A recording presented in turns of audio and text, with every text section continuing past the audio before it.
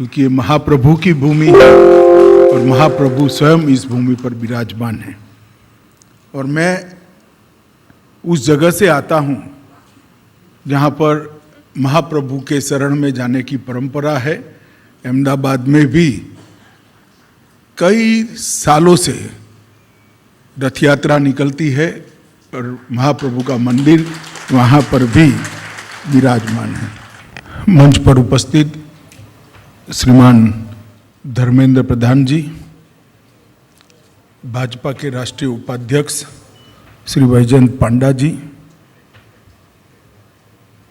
अध्यक्ष ओडिशा भारतीय जनता पार्टी श्री समीर मोहंती जी, विपक्ष के नेता श्री जयनारायण मिश्र जी, यहाँ की लोकप्रिय सांसद अपराजिता सारंगी जी, श्रीमती पुरंदेश्वरी जी हमारी राष्ट्रीय महासचिव है और ओडिशा के संगठन की जिम्मेदारी भी उन्हीं के सर पर है। हमारे सचेतक श्री मोहन चरण मांझी जी और आज मोदी एट 20 पुस्तक के परिचयात्मक कार्यक्रम में उपस्थित भुवनेश्वर के सभी गणमान्य भाइयों और बहनों को मेरा नमस्कार, प्रणाम। मैं जब भी ओडिशा की भूमि पर आता हूं तो हमेशा मन में एक सुखद शांति और संतोष का अनुभव होता है, क्योंकि ये महाप्रभु की भूमि है और महाप्रभु स्वयं इस भूमि पर विराजमान है।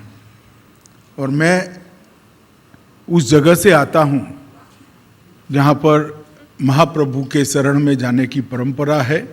अहमदाबाद में भी कई सालों से रथ यात्रा निकलती है और महाप्रभु का मंदिर वहाँ पर भी विराजमान है।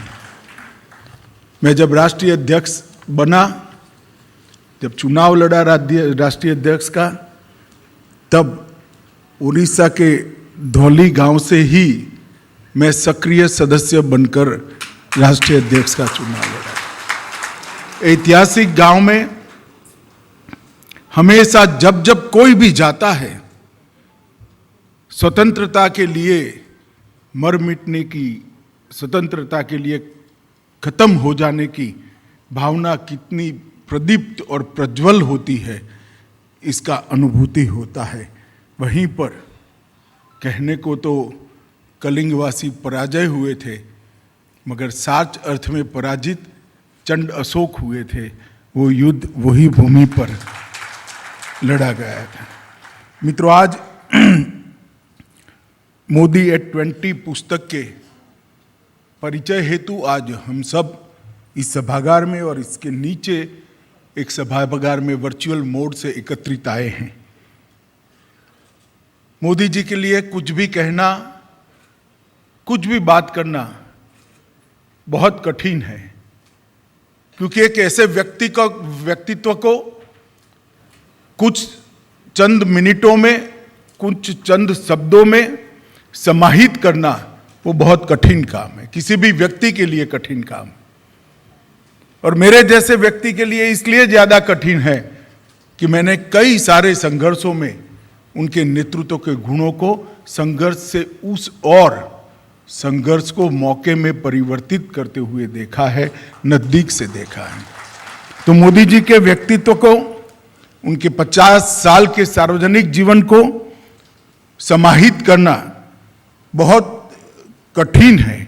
और ये यात्रा एक बहुत कठिन और बहुत सारे डायमेंशन रखने वाली यात्रा है। इसके इतने परिमाण हैं कि जिसको शब्दों में नहीं समेटा जा सकता। मित्रों, आज मैं मोदी जी के जीवन पर जो सार्वजनिक हिस्सा है उस पर लिखी हुई एक पुस्तक के परिचय के लिए खड़ा हुआ।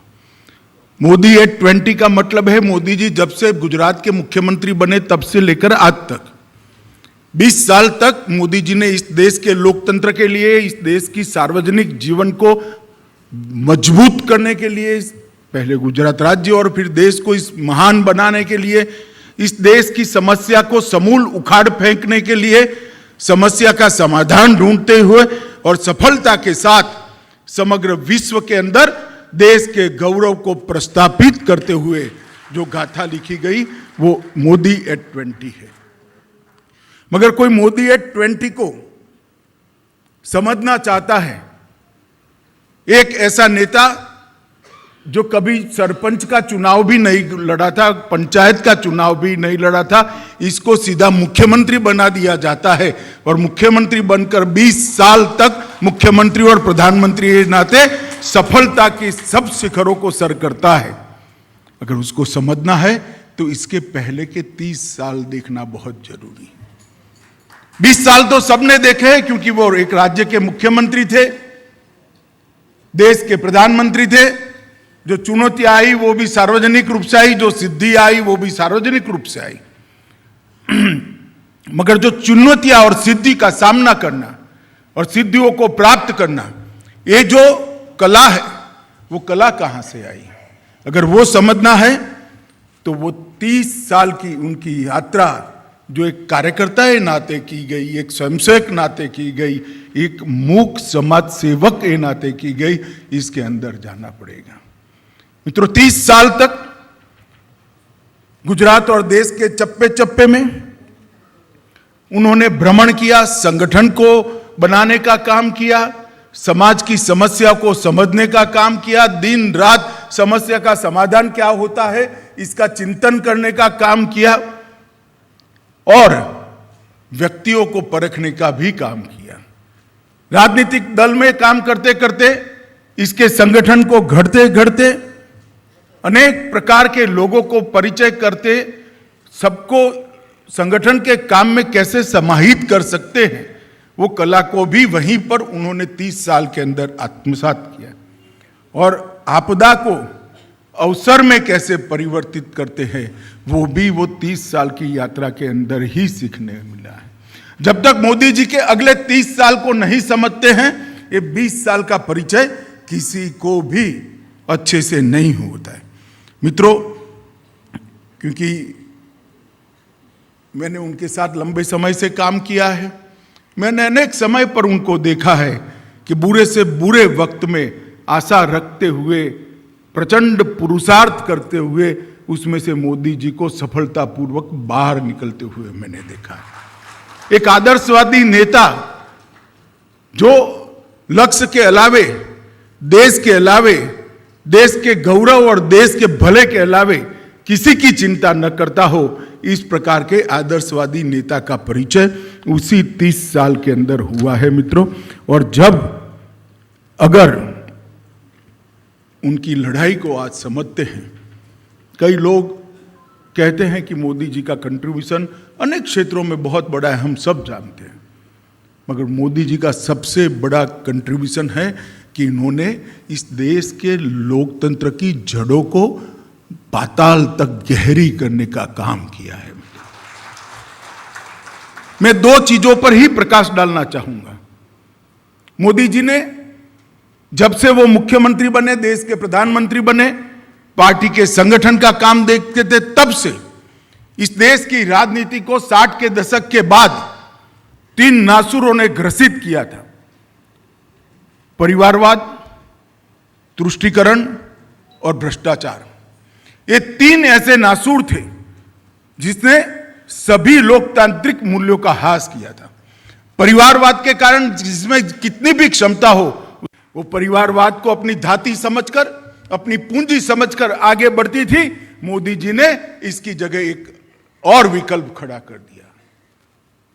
परिवारवाद की जगह क्षमता की पॉलिटिक्स, परिवारवाद की जगह परिणाम की पॉलिटिक्स, परिवारवाद की जगह पॉलिटिक्स ऑफ परफॉर्मेंस।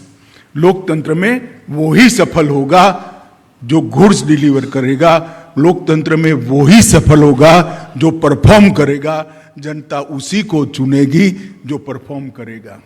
और यूपी के अंदर दूसरी बार चुनकर आना भारतीय जनता पार्टी का 4 चुनाव, 2 लोकसभा के और 2 विधानसभा के, यूपी जैसा राज्य जहां परिवारवाद जड़ कर गया था, गहरा हो गया था, जातिवाद गहरा हो गया था। उस राज्य में पॉलिटिक्स ऑफ परफॉर्मेंस के आधार पर कंटिन्यूअसली 4 विजय सातत्यपूर्ण तरीके से विजय प्राप्त करना, ये बताता है कि इस देश में परिवारवादी पार्टियों की जगह को नरेंद्र मोदी जी का पॉलिटिक्स ऑफ परफॉर्मेंस ने समाप्त कर दिया।